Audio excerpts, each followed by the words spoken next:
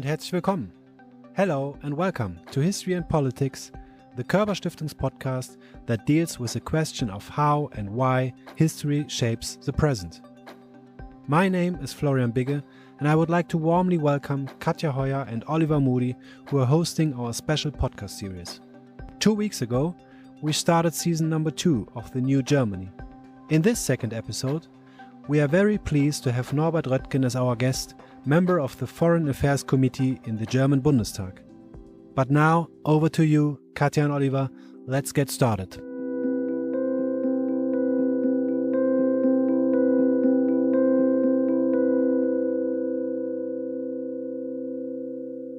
Hello and welcome to The New Germany, a podcast project from the Körber-Stiftung's History and Politics podcast. My name is Katja Hoyer and I'm a German historian and writer living in southern England.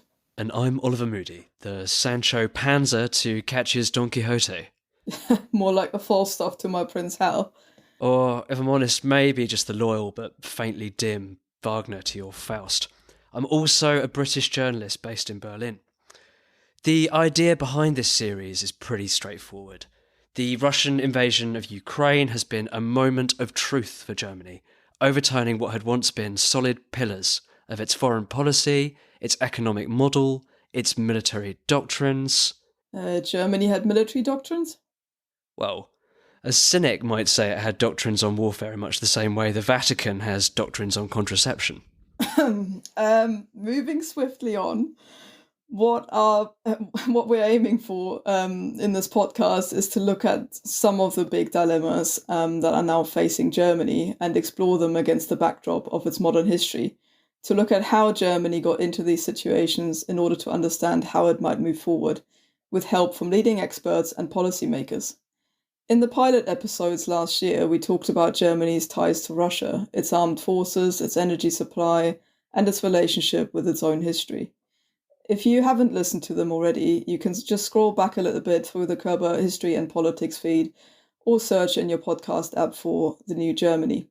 In this new series of fortnightly episodes, we'll be addressing subjects from Germany's place in Europe and its peculiar aversion to strategic planning, to its atavistic horror of debt and the changes sweeping through its political parties. But today, there is a topic so central to Germany's future and so emblematic of everything we've been talking about that it can no longer be ignored. Gender-neutral language. Nope. Winnetou. Nope. It's China, Germany's largest trading partner, its most significant source of tension with the US, and, in the eyes of some analysts, a case where it's in danger of making many of the same mistakes it made with Russia, but this time with bells on. Let's start with the recent news that Bosch, the German engineering champion and manufacturer of washing machines, power drills, and once upon a time of Wehrmacht tank electronics, is investing nearly €1 billion in upgrading its high-tech facilities in Shanghai and the neighbouring city of Suzhou. What caught my eye about the press release was the way the company trumpeted the fact it had been active in China for 110 years. Obviously, this was intended to inspire a degree of confidence in its thorough knowledge of the Chinese market. But it does raise the awkward question of what exactly German companies were up to in China 110 years ago. And this seems like a pretty good starting point for talking about Germany's approach to the whole thing. Okay, go on. Well, let's actually begin a decade earlier than that, in 1900, when Kaiser Wilhelm II goes to the port of Bremerhaven, stands in front of the German Empire's East Asian Expeditionary Corps, who are about to sail to China and take revenge for the murder of the German envoy, and delivers one of his famous splurges of impromptu soapbox oratory. Are you going to do the Kaiser Wilhelm voice here, Katja, or shall I do it? Oh, let me do it. I'm going to put on my best German accent. Wait, I've already got one. So let's go with that.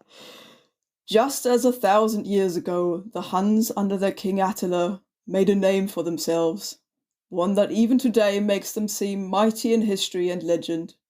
So may the name Germany be affirmed by you in such a way in China that no Chinese will ever again dare to look cross-eyed at a German. That's almost Churchillian, Katja. It's like shivers down my... Or Wilhelmian, rather. Shivers down my ancestral British spine. That was, of course, Kaiser Wilhelm's infamous Hun speech, an absolute gift to Allied propagandists in the two world wars. But it's worth taking a quick look at the context. So, Katja, what were those German forces up to in China, and what kind of presence did the German Empire set up there afterwards, and what was its legacy? A big fan of context, obviously, as all of us historians are. Well, the so-called Boxer Rebellion had been underway for some time, so this is basically a movement against Western influences, including colonialism, but also the Christian religion in China. And this came to a head in the spring of 1900 when Christian churches were attacked by this movement, as well as various sort of foreign establishments in the big cities, including Beijing itself, where the business quarter was occupied by the Boxer Rebellion. Train lines cut off and so on and so forth. So people were beginning to panic a little bit. And then, as you mentioned earlier, a German diplomat was attacked. This happened on the 20th of June, 1900.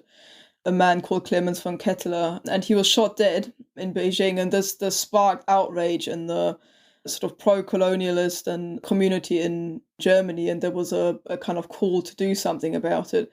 In addition, the Brits were obviously there as well, and were also trying to sort of regain control, but failed. And so an international coalition, basically, of all the nations, foreign nations that had an interest in keeping kind of control of China and keeping a foot in China, rallied together, and this included Germany, and the rest is history, as they say in a different podcast.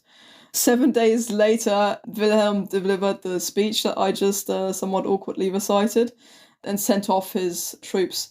And this then led to an establishment of a sort of German base in China, which is quite interesting. It's the Kiaochu Bay lease territory, which they leased, or had already started leasing really 2 years earlier, but reconfirmed for 99 years. It's kind of like what Britain did in Hong Kong. That was the sort of role model for that.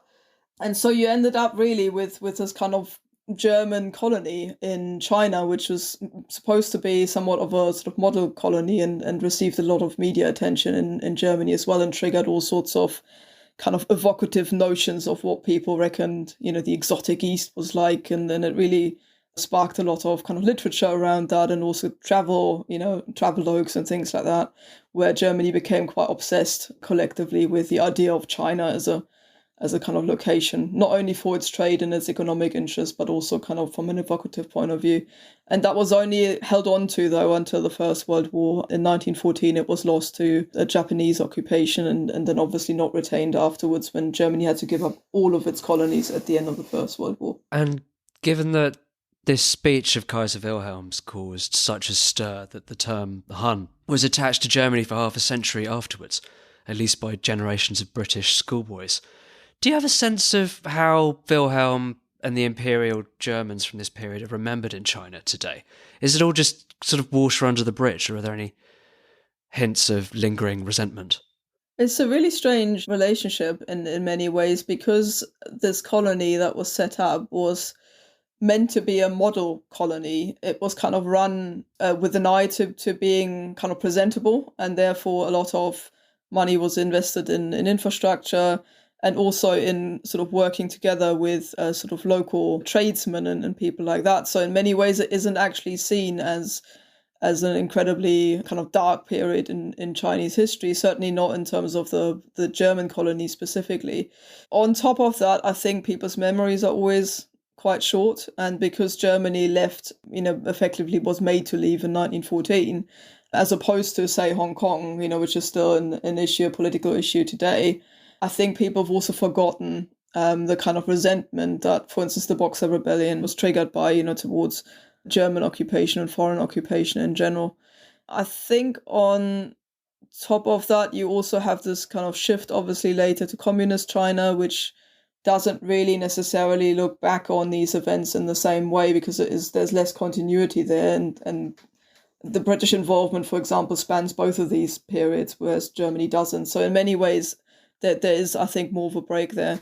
And then, of course, you've got successful sort of business ventures that came out of that, like the Tsingtao Brewery, for example, to use a seemingly a bit more lackadaisical example there. But it's an interesting one, because it was founded in 1903 by German settlers, and is now apparently the second most consumed beer globally, which is interesting. So that in itself, has a bit of German legacy there.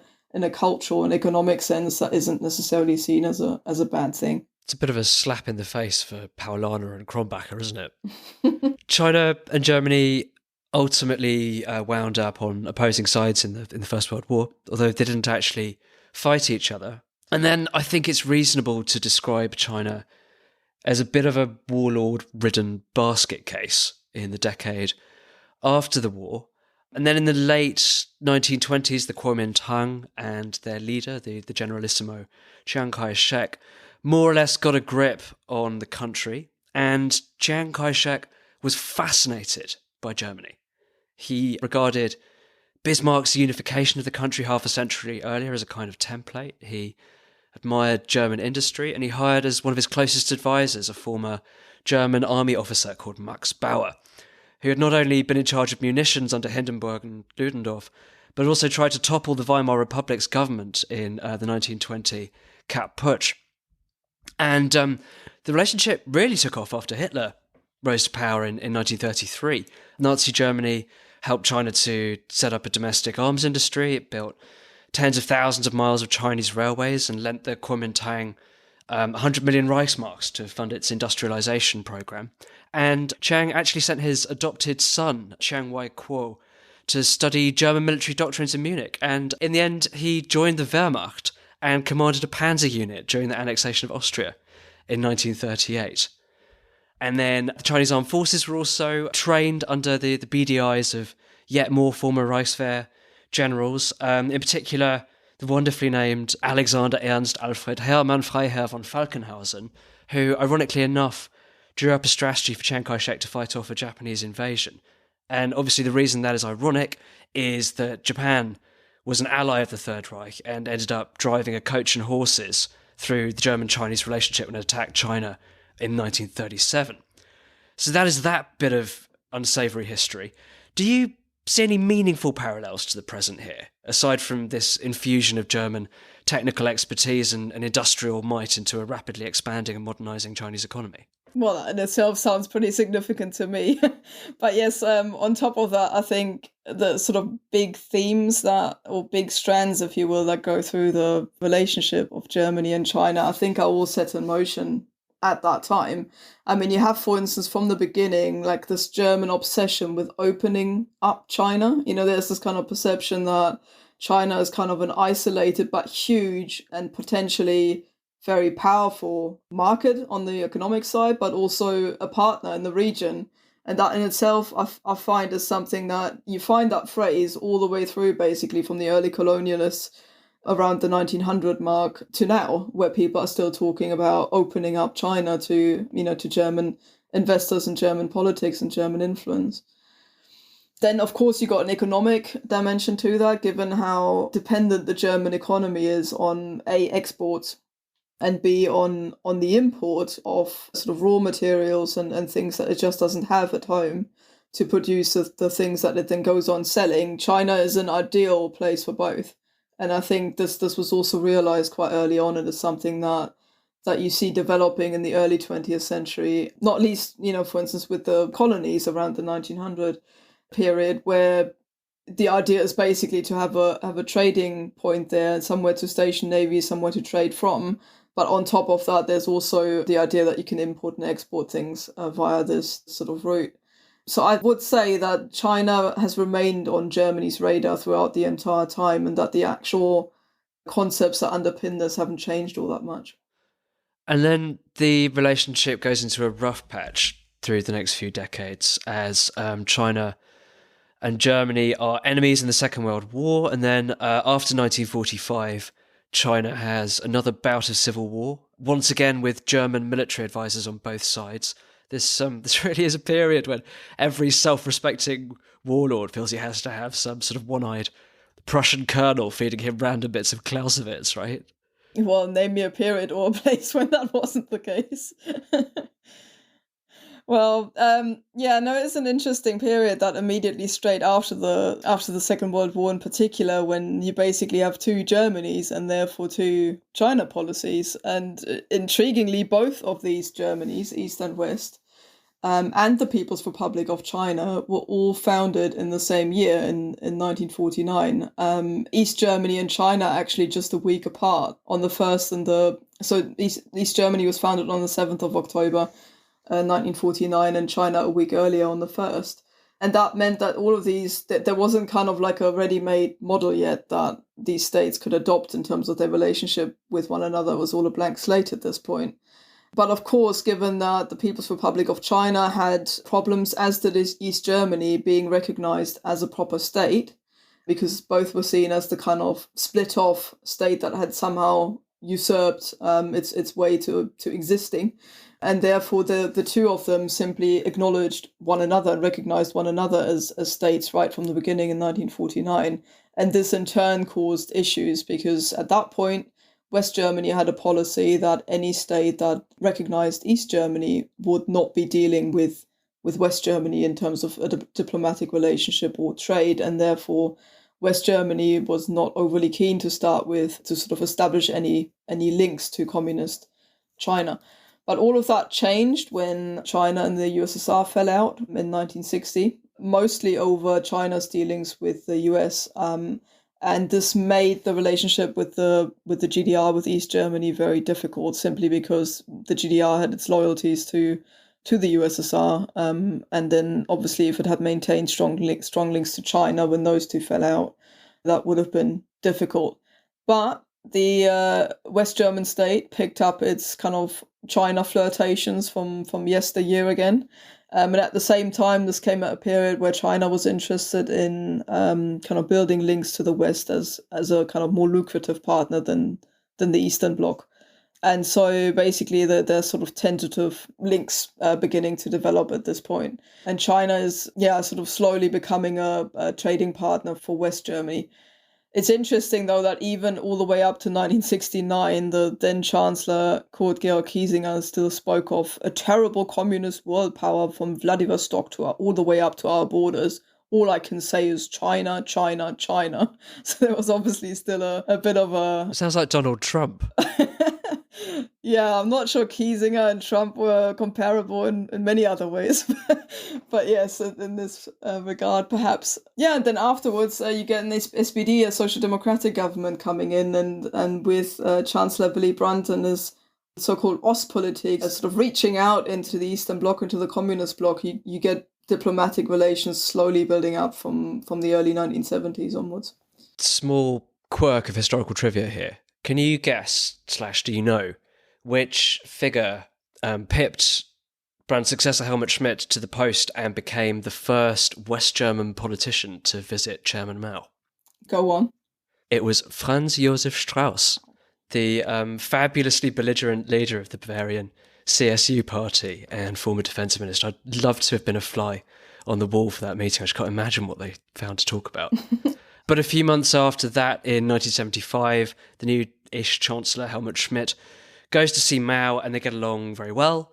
In fact, I think in a lot of ways, Schmidt set the tone for the next 5 decades of Germany's courtship of Beijing. There wasn't a lot of bilateral trade immediately. You do have to remember that even by the start of the 80s, China's GDP per capita was only 3% of Germany's. But the political atmosphere between the two countries, even back then, was almost romantic. And in the years before Schmidt's death, the Chinese Prime Minister called him a true friend of the Chinese people. And in fact, one of Schmidt's last newspaper articles was a fawning review of Xi Jinping's book about the Chinese dream. And I think Schmidt was deeply impressed very early on by this idea that China would be the decisive global power of the future.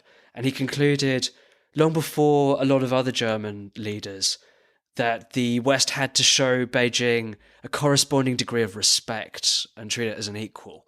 And in that sense, I think he really does kind of prefigure all 4 of the chancellors who came after him.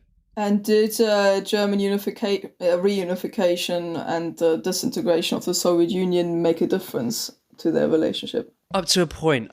So even before the fall of the Berlin Wall, there's a very important moment in 1985, in the early days of Helmut Kohl's chancellorship, when Volkswagen opened its first Chinese factory, and Kohl travelled all the way over to Shanghai with a delegation of German business leaders. Again, that's going to become a big trope of German China diplomacy. And Kohl predicted back then that China was about to go through what he called a century-long modernisation with sort of German industry standing at the cradle as its fairy godmother. And then the Volkswagen Santana became one of the biggest status symbols in Deng Xiaoping's China and really came to epitomise its embrace of the markets. There's a bit of a hiccup in 1989, which is connected to Tiananmen Square because Kohl felt obliged to suspend diplomatic relations and join the Western sanctions on China. But not long after that, in the early 90s, he began visiting Beijing again, I think partly because he needed good economic news that both halves of the newly reunified Germany could get behind. And I have a lovely story from this period. All my anecdotes about Helmut Kohl seem to involve food or handbags or battle tanks. All his do. But this is a food story. So Kohl visits Guangzhou in 1993, and one evening he gives his Chinese minders the slip and sails off into a restaurant where he orders Cantonese goose, fried noodles with chicken, braised Chinese mushrooms, 7 other main dishes, 5 varieties of dim sum, 2 kinds of dessert, and sweet and sour pork, but with beef instead of the pork. And the poor chef is terrified because he's never made this kind of outlandish dish before. And suddenly he has to improvise for the leader of one of the planet's largest economies. And eventually Kohl gets his sweet and sour beef pork. And apparently it's still on the menu at the Panxi restaurant in Guangzhou. Well, you can just order a Kohl, can you? You can just go up and say, I want the Kohl. It's called the Ku Liu Liu, which apparently means bavette à la Helmut Kohl.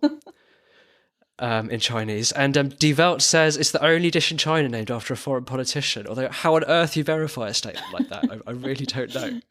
Then, to cut a long story short, the relationship is further intensified under the chancellorship of Gerhard Schröder, who starts going to China every year, again with German CEOs in tow. Schröder enthusiastically backs China's accession to the World Trade Organization in 2001. He actually lobbies to try and get China into the G8. And he even pressurised the EU to lift the arms embargo it had imposed on China after the 1989 Tiananmen Square massacre. And then in 2005, there is an abrupt change of tone as Germany gets its first female chancellor, Angela Merkel, who takes a strikingly feisty line on China and even sets up a meeting with the Dalai Lama.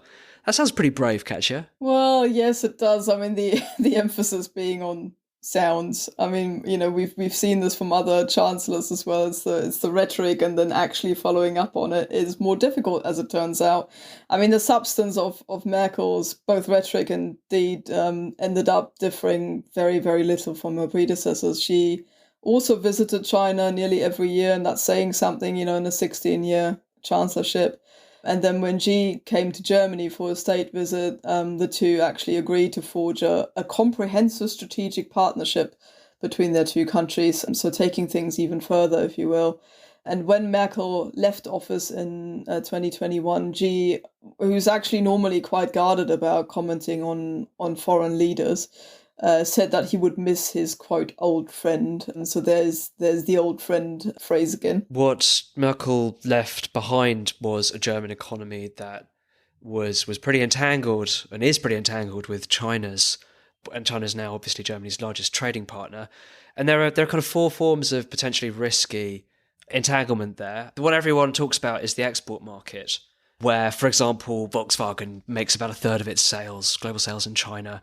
That gets a lot of attention. Then another one that's fairly well known is that a lot of Germany's larger manufacturing companies run facilities in China to serve the Chinese market, but also other Asian markets. There's maybe up to 200 billion euros in German investments sitting there.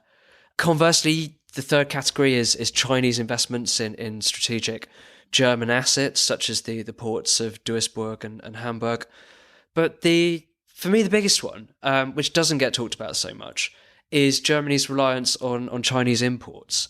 Recently, the BDI, the Federation of German Industries, a very powerful business body, pointed out that Germany is now far more dependent on Chinese minerals than it ever was on Russian gas.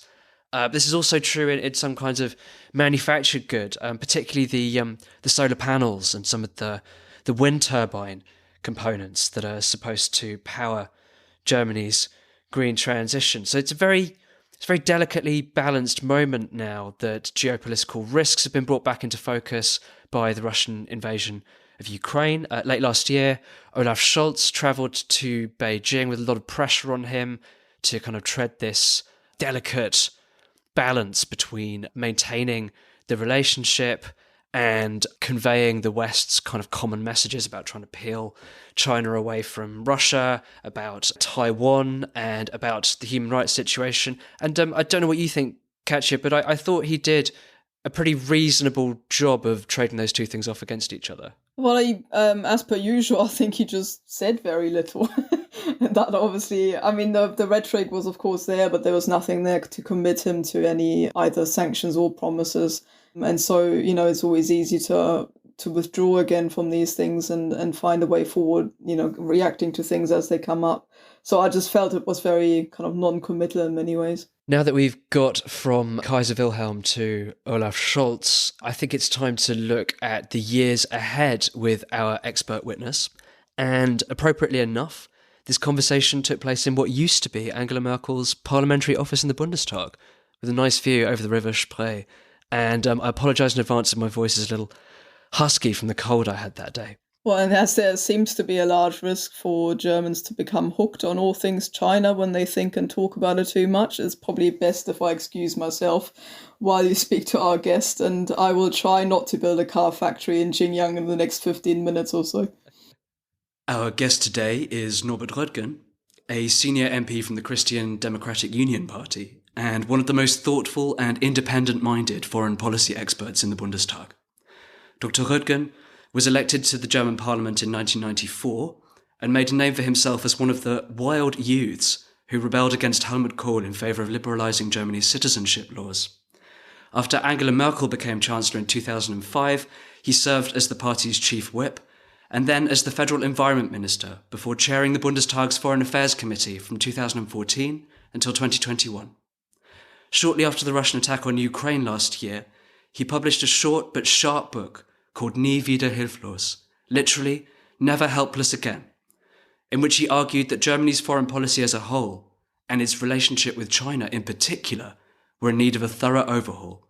Herr Röttgen, it's a great pleasure to have you on the New Germany podcast. Well, thank you so much. The pleasure is on my side.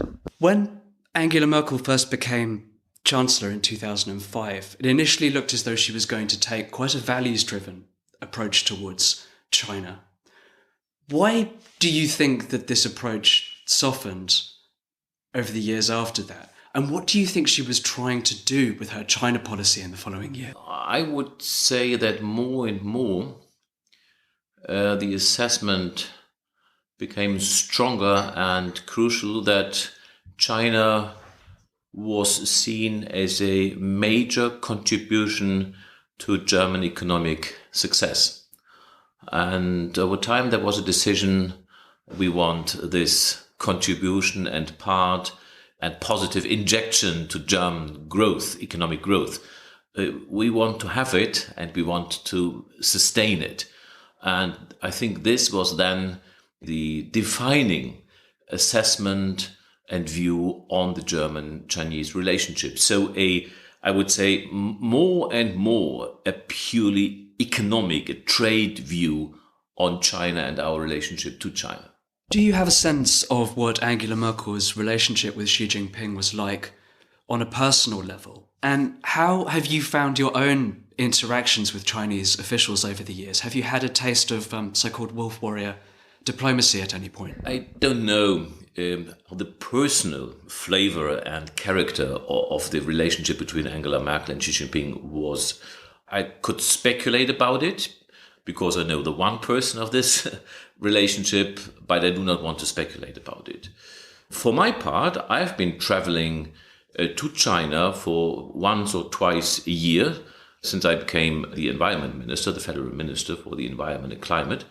So this was in 2009, and since then I've started to travel, to talk, to communicate with Chinese interlocutors, politicians, diplomats, and so on.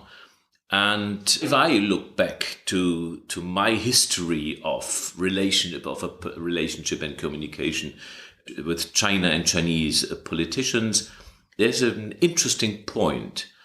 There were many, many years when I really enjoyed and appreciated to have controversial but quite an open dialogue with Chinese interlocutors. It wasn't a dialogue. There were dialogues and meetings which were characterized by open thinking. Of course, we knew that our systems are different, but how could we find common ground in our responsibilities to responsibly shape the future and so on? And I would say 1 or 2 years since the outbreak of the pandemic, I have not been there, of course, and 1 or 2 years before, so several years after Xi Jinping took over, the dialogue and conversation with Chinese interlocutors fundamentally changed their character. The openness has vanished. There were conversations where when I raised a question, I knew the answer, because of course I know the official answers. And this was the new character. No open dialogue, fruitless conversations, and any time you have the party functionary there writing down everything, and you can sense that your interlocutor knows he's writing down anything, so he wouldn't dare to say anything which would endanger him. And this is a great, great disappointment, because this makes conversations and dialogue really fruitless. You were one of the first prominent MPs from your party to start publicly questioning parts of the Merkel government's China policy. Why was that, and what were the things that first began to bother you about the relationship with China? I think the disruptive event which forced us to reassess China is the takeover of Xi Jinping. Because since Xi Jinping, China has changed, and the ambition is different, and the relevance of ideology has become different. I had my talks under the reign of Wen Jiabao and Hu Jintao, and I have an experience of how different then the character evolved. And you have to be realistic. Since and when China changed its idea of itself and its ambition to fundamentally change the principles of world order, which to a degree is legitimate, but they are attacking the very core of a peaceful world order, which is the reign of the rule of law. And they want to replace this principle of rule of law by the principle of power. And this, of course, then becomes dangerous. And this also, of course, changes the character and meaning of trade relations, because also trade, everything then by China has been seen now as a serving element, an integral element in their power strategy. So even trade turns as a power instrument. Belt and Road, the major project of exporting Chinese influence and power. And so when this happened, and since we have been seeing this and were forced to see that China has a different idea of itself and pursues a different policy, I think we have to adapt to how China sees itself. And this was the starting point of my criticism, because you could clearly see the discontinuity, the challenging discontinuity in China, and the continuity, the sticking to the past in German Chinese policy. Clearly, Germany's economic relationship with China is very different in some ways to what its relationship with Russia used to be, and much deeper in some ways. But to what extent do you think Germany is in danger now of making similar mistakes that it made to those that it made with Russia in the past? Germany has made an experience in the debate and dispute in which I was heavily involved about German energy dependence from Russia. My argument was we must not give Russia.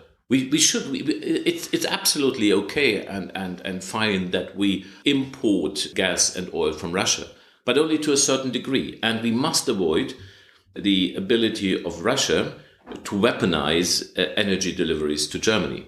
And the counter argument was, no, you can completely rely on Russia. It's their economic interest. And in the coldest days of the Cold War, they delivered oil and gas to us. And it's so important for our economic success and our growth. So we should do that. And we did it. And now we have made the experience that, of course, we benefited from Russian energy. But the cost was not only the price in money we paid for that, but it was also the cost that we took a risk, that we got blackmailed, and that energy became an element of pressure and blackmailing and coercive foreign policy. So now if you compare Russia to China, then you see China is the much, much, much bigger player. It's a world player with a clear and clearly communicated foreign policy strategy, aiming at increasing the influence and changing and reshaping the principles of world order. And then you assess the economic relations and dependencies, and you see clearly that the former German dependency from Russian gas and energy is a fraction of our economic dependency from China. We outsourced only energy to Russia, but we have outsourced economic growth and major parts of our economic growth and our dependency on China for the economic growth in Germany. And so this is much broader, uncomparable nearly in scale and scope. And so we should learn the lesson that, of course, you can't change course in one day. But step by step and strategically, we should engage with China. China can't be ignored. It shouldn't be ignored. But we should not agree on fundamental dependencies. We have to reduce dependency and have to work for a stronger position, which enables us to cooperate with China without agreeing to the existential risk to be economically destroyed because our dependency is so heavily and so fundamentally. In your book, you argued that these dependencies should be systematically dismantled. That sounds like something much harder than simply finding alternative sources of things Germany relies on China for today, such as wind turbine components or rare earth metals. How might it be possible to abolish these dependencies without causing serious damage to the German economy, and especially to things like the green energy transition and large manufacturers that have placed very big bets on China? I think the answer is that it needs time, but I think we have some time. We shouldn't waste time anyway, but we have some time. And the crucial challenge is that we start by strategically reshaping our relationship, which means that we should start by designing a relation, not only a German relationship, but a European relationship in order to get stronger. I am very much in favor of a transatlantic common position vis-à-vis China, but it's not only depending on the Europeans, also about the Americans. So we have to see if we can find common ground. We should aim at finding common ground, and this should be a major topic of German foreign and economic policy, to explore if there is a common ground for a transatlantic China policy, because the stronger we are, the better we would be able to cooperate with China. And then we have to make sure that we, in any case, do not increase our dependencies. So the reduction of dependency is even another topic, but we certainly should not increase dependencies. So it was an essential victory in the last term of our parliament to pass a 5G bill, which did not agree on surrendering our 5G network to China, because this would have meant to transfer to China an essential part, fundamental strategic influence on domestic affairs in Germany and transferring it to China. So we were successful in the parliament to changing the law which was introduced by the government as inviting everybody, which would have meant Huawei would have been successful building our 5G networks. And we have changed the character of this law from a law of invitation to everybody, to Huawei at the end of the day, to a security law. So we can't do that.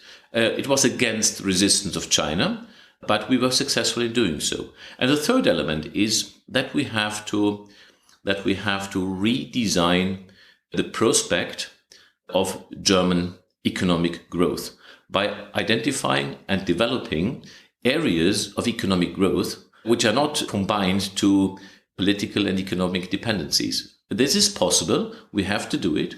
So in one sentence, we have to design a new economic growth strategy, which takes into account that we have to try to decrease and avoid geopolitical risks. Integration of geopolitics in our trade policy. This is what we have to do and which we can do. A moment ago, you talked about the danger that Germany might be exposing itself to coercive foreign policy from China. I wonder, could you be a little bit more specific, please, about what kind of things Germany may be leaving itself open to? And I'd particularly like to ask about the possible collateral damage Germany could suffer if China were to make good on its threat to forcibly take over Taiwan. So major parts of the big German industrial companies and quite a lot of German Mittelstand has put its economic growth prospects into the Chinese market. The big areas, automotive, chemical industries, pharmaceutical industries, construction industries, for them, China is an essential, really essential part of their growth strategy.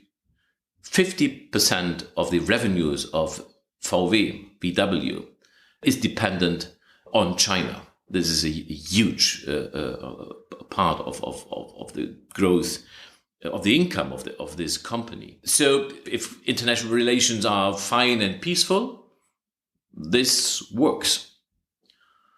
As gas supplied by Russia to Germany has worked for a long time. But if there were an international conflict, if China were to attack or were to do what Xi Jinping has repeatedly announced, to reunify with Taiwan by any means, which means by military means, this would lead to a global economic meltdown, and it would have a destructive impact on the German economy, in the breadth of the German economy, because nearly everybody is dependent on this. And of course, we would be forced and would be willing to pick sides in such a conflict. So we would impose sanctions on China. We couldn't stay neutral. We wouldn't and couldn't. The Americans, in any case, would make clear that there is also another relationship to the West where dependency of Germany is great. And the potential of retaliation by China would be extreme, huge, uncomparable to Russia's capacity to impose sanctions on the energy sector. So this would be disastrous and destructive for Germany. And this, I do not know if this risk materializes. Nobody knows. Today I would say it's not in the interest of China to create this global economic meltdown. They are economically too weak for that. They can't afford. But I don't know if it's going to happen in 5 or 10 years' time. So what we have to do, in any case, is prepare for the worst case. Prepare for what Xi Jinping has repeatedly announced he certainly is going to do. He's determined to do it. So it could happen, and we should be prepared. The German government is expected to publish a China strategy at some point in the next few months. Olaf Scholz has been fairly emphatic already that he does not want to see the world break up into blocks centered around the US and China, or to decouple Germany's economy from China's. But how much choice does Germany actually have about this? Do you think it can ultimately maintain this position as a privileged diplomatic and trading partner to two superpowers? I think we should avoid false and flawed alternatives. nobody, really and literally nobody, is talking about what Scholz pretends to avoid, decoupling. Nobody wants to decouple. I think there is no there is even not an opportunity to decouple. We are living under this circumstance of globalization, and we will continue to do so. So this is not what it is about. And on the other side, we have to be realistic on the geopolitical reality we are facing. And this means that there is no option for Germany to go it alone. Because Germany is a medium-sized power, and we have to find our position which preserves our freedom and our sovereignty. And for this, I think we have to face this new geopolitical reality and sticking to the past, sustaining the rhetoric of the pre-Xi Jinping China policy, which does not take into account that there is a new China, will not yield the respect of China. It will not be tolerated by the Americans, and by this we will divide Europe. So this will end quite disastrously, with Germany pursuing political Sonderwege, and we will inflict huge damage on European cohesion, the viability of the transatlantic partnership, and at the end of the day, we will be too weak to counter China by having isolated our country. So we have to fundamentally reshape our position as an influential part of the West, which means not agreeing to everything what comes from Washington, but bringing our influence into a transatlantic position. However, I have not seen a signal by the Chancellor that he is willing to change course. He is very much in continuity of the old China policy, and I think this is something which will, if it's going to be pursued in this way, irrespective of everything which might be written down as a China strategy, if the reality of German China policy will remain more or less the old style, it will be disastrous for Germany, Europe, and the transatlantic relationship. One final question. Some foreign policy analysts have argued that Angela Merkel's China policy was the single most consequential mistake of her chancellorship. What do you think, and how do you assess Olaf Scholz's approach so far? Do you see any signs that he is willing to do things differently? No, what I see, unfortunately, in Olaf Scholz's China policy is it's all about continuity. He's not signaling in any way any kind of changing the course. He has pushed through the Costco States company, which is now has become invested in the Hamburg port, which has a European economic relevance. So he has really pushed through this deal. He has pushed through greater economic, political influence of China within Germany. And by fighting false enemies like the decoupling and other things, I think this is a rhetoric which has the aim to legitimate the continuity of old China policy. So unfortunately, regarding Olaf Scholz, I see only continuity of the old style China policy. And by this will create fundamental doubt in Washington on the reliability of the German ally in seeing from America's eyes the most essential challenge to world order, and this is China. Herr Röttgen, many thanks for this interview. It's been fascinating. Thank you so much. My pleasure. You've been listening to the New Germany and English language series on the Zeitenwende from the Körber-Stiftung's History and Politics podcast. To all our returning listeners, especially those who might have heard a bit of our old podcast on the British-German relationship back in the day, Tommys and Jerry's, it's lovely to have you back. And to our new listeners, what took you so long? But seriously though, we are thrilled to have you with us and hope you enjoyed the series. As always, we're very keen to hear what you made of this episode, so if you have any thoughts, questions, criticisms, or well-crafted Tang Dynasty-style poems about Helmut Schmidt's trips to China, please tweet them at us. My handle is @Hoyer_cat. And mine is @Oliver N. Moody.